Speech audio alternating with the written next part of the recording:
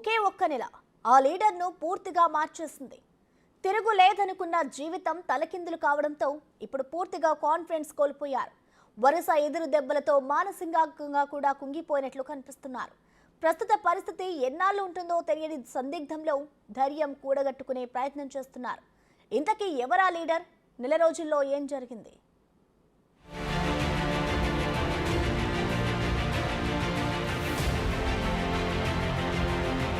Kalvakuntla Kavitha BRS అధికారంలో ఉన్న రోజుల్లో తెలంగాణలో తిరుగులేని మహిళా నేత. సీఎం కేసీఆర్ కూతురిగా, మంత్రి కేటీఆర్ చెల్లెలిగా, ఎంపీగా, ఎమ్మెల్సీగా రాజకీయాల్లో తనదైన మార్కు చూపిన లీడర్. పొలిటికల్ ఫ్యామిలీలో కేసీఆర్ ముద్దుల కూతురిగా రాజభోగాలు అనుభవించిన కవిత ఇప్పుడు పూర్తిగా మారిపోయారు.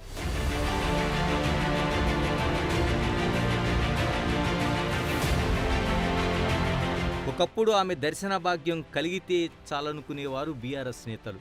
కవితను కలవడానికి బంజారాహిల్స్లో ఆమె ఇంటి వద్ద పడిగాపులు కాసేవారు. అడుగులకు మడుగులొత్తే జనాలు, కాలు తీసి కాలు పెడితే అన్ని సపర్యలు చేయడానికి సేవకులు, నిత్యం వెంట ఉండే బాడీగార్డులు, బయటకు వెళ్తే భారీ కాన్వాయ్, కోట్లు విలువ చేసే ఖరీదైన నివాసంలో లగ్జరీ జీవితం. కట్ చేస్తే కాలం గిర్రున తిరిగింది. కవిత లైఫ్ స్టైలే పూర్తిగా మారిపోయింది.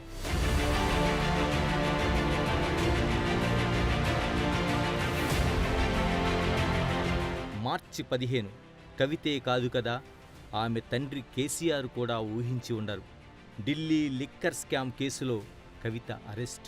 కల్వకుంట్ల ఫ్యామిలీకి అసలు సిసలైన పరీక్ష.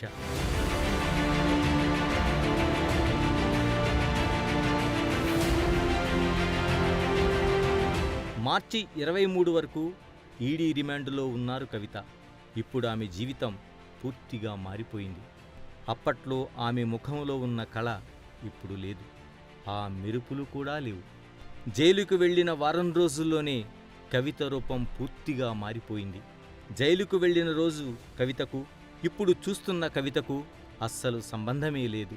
కోర్టుకు తీసుకొచ్చిన సందర్భంలో ఆమెను చూసిన ప్రతి ఒక్కరూ ఇదే చర్చించుకుంటున్నారు. పీక్కుపోయిన ముఖం, రంగు వేసుకోక బయటపడిన తెల్ల జుట్టుతో కొత్త కవిత కనిపిస్తున్నారు. ఆమె ముఖంలో అప్పటి కాంతి లేదు. మాటల్లో కాన్ఫిడెన్సూ లేదు. అరెస్టు చేస్తే చేసుకోండి అని గర్జించిన కవిత ఈమెనా అనేంత డౌట్.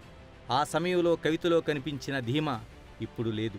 తనను ఎప్పటికీ అరెస్టు చేయరనే కాన్ఫిడెన్సో, తాము అధికారంలో ఉన్నాం కాబట్టి ఎలాగైనా బయటికి రావచ్చనే ఆలోచనో గాని అప్పట్లో కవిత చాలా ధైర్యంగా కనిపించేవారు. ఇప్పుడు బీరువులా మారిపోయారని చెప్పాలి.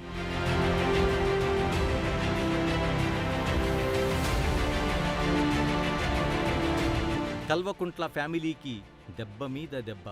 కవిత తండ్రి కేసీఆర్ అధికారం కోల్పోయారు. పలుకుబడి తగ్గింది. ప్రాభవం కోల్పోయారు. లిక్కర్ కేసులో కవిత అరెస్ట్ అయ్యారు. అధికారుల్ని అడ్డుకోబోయి కేటీఆర్ అడ్డంగా బుక్కయ్యారు. లిక్కర్ స్కామ్ కేసులో ఢిల్లీ ముఖ్యమంత్రి కేజ్రీవాల్ సహా దోస్తులంతా లోపలే ఉన్నారు. సో ఓవరాల్గా కవిత కాన్ఫిడెన్స్ కోల్పోయినట్లే కనిపిస్తున్నారు. ఇటీవల న్యాయమూర్తిని బెయిల్ కోసం అర్థిస్తూ రాసిన లేఖలో తన ఆవేదన మొత్తం కనిపించింది. ఆ లేఖలో రాసిన పదాలను చూస్తే ఈ లేఖ రాసింది ఒకప్పటి కవితేనా అనుకున్నారంతా. కడిగిన ముత్యంలా బయటకొస్తుందని బీఆర్ఎస్ డంకా బనాయించి చెప్పిన కవితనా ఈ లేఖ రాసింది అనే సందేహం. అరెస్టుపై రాజకీయ ఆరోపణలు పక్కన పెడితే తాను మహిళనని, అందులోనూ తల్లినని, తన బిడ్డ పరీక్షల సమయంలో తాను పక్కన ఉండాలంటూ వేడుకున్నారు కవిత.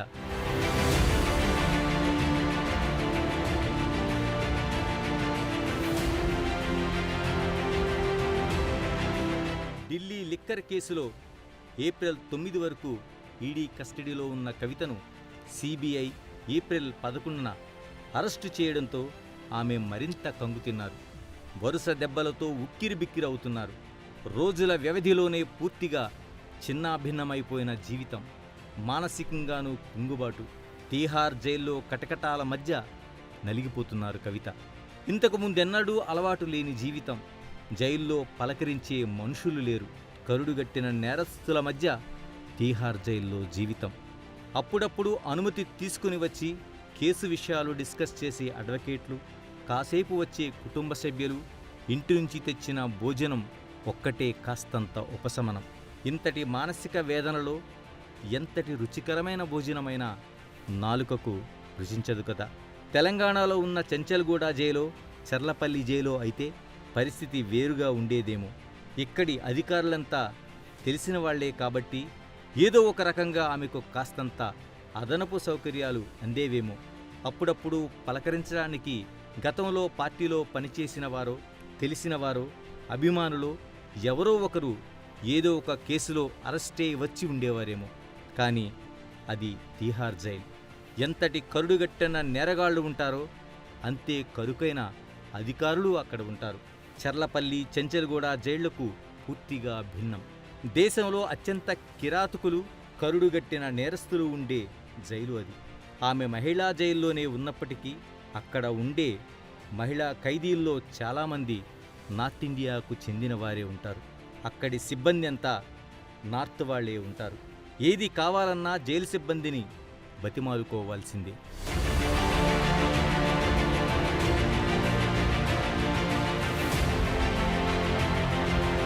కవిత మానసికంగా స్ట్రాంగ్గా ఉండేందుకు ప్రయత్నిస్తున్నట్లు కనిపిస్తోంది. ఇదే కేసులో అరెస్టైన మనీష్ సిసోడియా ఏడాదిన్నరకు పైగా జైల్లోనే ఉన్నారు. అలాగే ఆమెతో పాటు సీఎం కేజ్రీవాల్ సైతం అరెస్ట్ అయ్యారు. వారికే బెయిల్ రానప్పుడు తనకు బెయిల్ వస్తుందన్న ఆశ కూడా లేదు. ఇలా ఎన్ని రోజులు, ఎన్ని నెలలు జైల్లో ఉండాల్సి వస్తుందో, ఈ నరకం ఇంకా ఎన్నాళ్ళు అనుభవించాల్సి వస్తుందోనని ఆందోళన ఆమె ముఖంలో స్పష్టంగా కనిపిస్తోంది. జైలుకు తీసుకెళ్లిన మొదటి రోజు ఆమె గొంతులో కనిపించిన ధైర్యం చూసి కార్యకర్తలు ఆశ్చర్యపోయారు. లిక్కర్ కేసులో అరెస్టే జైలుకు వెళ్తూ ఇంత ధైర్యంగా ఉందని అనుకున్నారు. కానీ జైలుకు వెళ్లిన నెల రోజులకే ఆమె ముఖం పూర్తిగా మారిపోయింది. అప్పటి కవితలా ఇప్పుడు లేనేలేదు. బాహిర్గతంగా తను ప్రదర్శించే విధానం వేరు, అంతర్గతంగా కనబడేటువంటి మానసిక క్షోభ వేరు. ఒక వ్యక్తి అటువంటి పరిస్థితికి వెళ్ళినప్పుడు ఫస్ట్ మనం చూస్తుంటే మానసిక ఒత్తిడికి లోనై ఆ మానసిక ఒత్తిడి వలన తను చాలా రకాలైనటువంటి ఆలోచనలకి, వ్యతిరేక భావంతో కూడుకునే ఆలోచనలకి ఒక అడ్జస్ట్మెంట్ రియాక్షన్కి ఏర్పడుతుంది. అడ్జస్ట్మెంట్ రియాక్షన్ అనేది సరిగా కోలుకోకపోతే, ఆ స్థితి నుంచి మారకపోతే తను డిప్రెషన్లోకి వెళ్ళేందుకు అవకాశం ఉంది.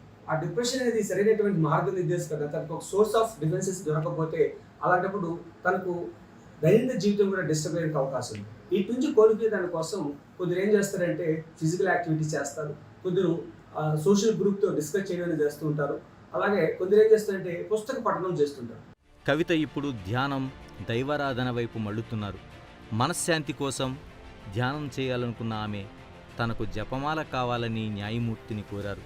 అలాగే ఆవేదనతో కూడిన ఆలోచనల పరంపరకు బ్రేక్ వేసేందుకు, ధైర్యం కొని తెచ్చుకునేందుకు పుస్తక పఠనం వైపు దృష్టి పెట్టారు. ఇందుకోసం 5 పుస్తకాలు బయట నుంచి తెప్పించుకునేందుకు కోర్టు అనుమతి కూడా తీసుకున్నారు. ఈ 5 పుస్తకాలు ఒకదానికొకటి భిన్నంగా ఉన్నాయి. తాను నిత్యం విమర్శించే ప్రధాని నరేంద్ర మోడీపై కాంగ్రెస్ నేత శశి థరూర్ రాసిన పారాడాక్సికల్ ప్రైమ్ మినిస్టర్ అనే పుస్తకం కూడా ఆ లిస్టులో ఉంది. ద్వంద్వ వైఖరితో వ్యవహరిస్తూ ఒకే అంశంపై 2 రకాలుగా మాట్లాడే ప్రధాని అనే అర్థం వచ్చే విధంగా ఉన్న ఈ పుస్తకం అంతా మోడీని విమర్శిస్తూనే ఉంటుంది. అలాంటి పుస్తకం ఇప్పుడు కవిత చదువుతున్నారు.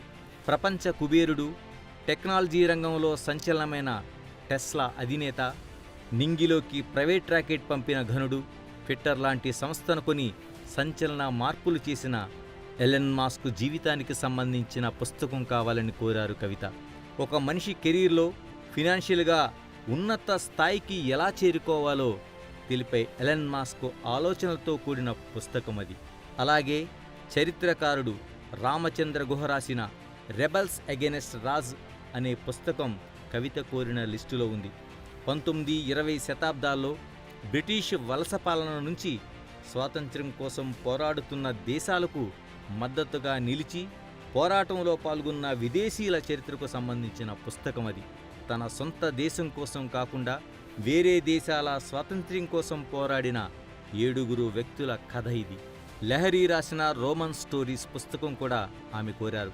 మనం తీవ్రమైన ఒత్తిడిలో ఉన్నప్పుడు అనుకున్న లక్ష్యం కోసం ముందుకు ఎలా వెళ్ళాలనేది ఈ పుస్తక సారాంశం.